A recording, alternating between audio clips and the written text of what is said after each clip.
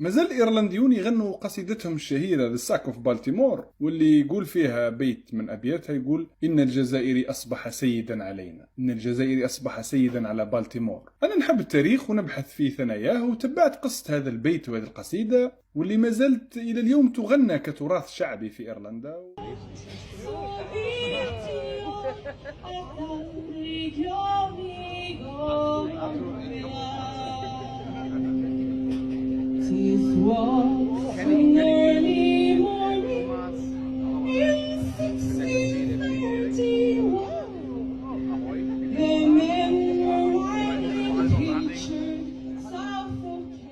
استوحى منها شعراء وموسيقيين كبار أعمالهم الفنية والدرامية. ولقيت أنه القصة عندها بالضبط 390 سنة، يعني أحداثها كانت في 1631، وين كانت البحرية الجزائرية مسيطرة على البحر الأبيض المتوسط بدون منازع، وكانت وقتها هي أكبر قوة في هذه المنطقة، تدفع لها السفن الأوروبية والأمريكية الجزية والضريبة على كل مرور في هذا البحر. في هذه الفترة كان البحار الشجاع والجريء مراد رئيس الأصغر، وبعد ما رضخت له كل سواحل البحر الأبيض المتوسط من اليونان وإيطاليا وفرنسا وإسبانيا، قرر أنه يكسر شوكة بريطانيا اللي بدأت تقوى وبدأت بتقديم قوتها البحرية كقوة لا تقهر في المحيط الأطلسي.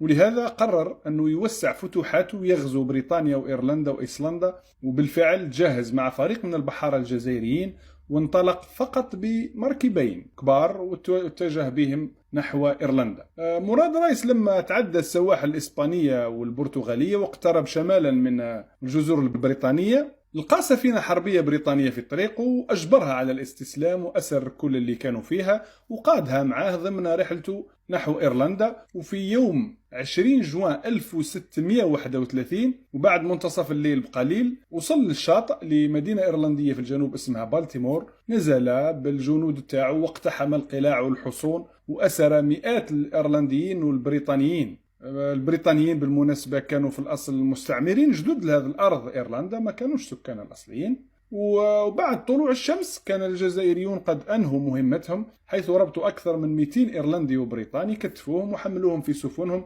وعادوا بهم إلى الجزائر مع السفينة البريطانية اللي اغتنموها في طريق ذهابهم، ولم يتركوا خلفهم إلا عشرات الفارين إلى القرى البعيدة وقتيلين 2 ممن قاوموا وما حبوش يستسلموا للأسر. هذه الضربة اللي قادها مراد رايس الأصغر أحرجت بريطانيا كثيرا على الصعيد السياسي والعسكري، وهذا الشيء اضطر القنصل البريطاني في الجزائر بعدها أنه يتوسل إلى الباي في العاصمة باه يرجع الأسرى وما يبيعهمش كعبيد في سوق النخاسة الجزائري، لكنه لم يفلح وقد بيعوا بالفعل، يعني منهم زوج من بعد رجعوا لإيرلندا، هربوا. الإيرلنديون كانت لهم هذه الغارة الخاطفة بمثابة صدمة كبيرة، وجعلتهم يكتبوا عليها شعر تراجيدي ويتنقلوه كموروث شعبي راهم مرسخ في أذهانهم إلى اليوم. وفي القرن الثامن عشر افتتح أحدهم حانة في إيرلندا في بالتيمور سماها نخب الجزائر، واللي تحولت اليوم إلى فندق لازال يحمل نفس الاسم، فندق الجزائر اسمه، تخليد لتلك الحادثة اللي يعتبروها غير قابلة للنسيان.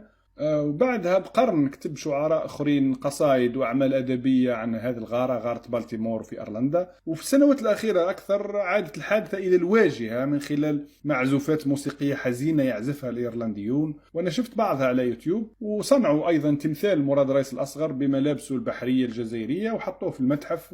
وهذه القصة يعني على قد ما هي غريبة ومخفية في أعماق التاريخ، إلا أنه لما تطلعها وتكشفها تلقى أنه المحتوى بالإنجليش موجود كثير على ما يسمى The Sack of Baltimore، موجودة القصة شائعة عندهم كثير. يعني هذه حبيت نشاركها معكم، نتمنى أنها تكون إضافة جديدة لمعلوماتكم التاريخية.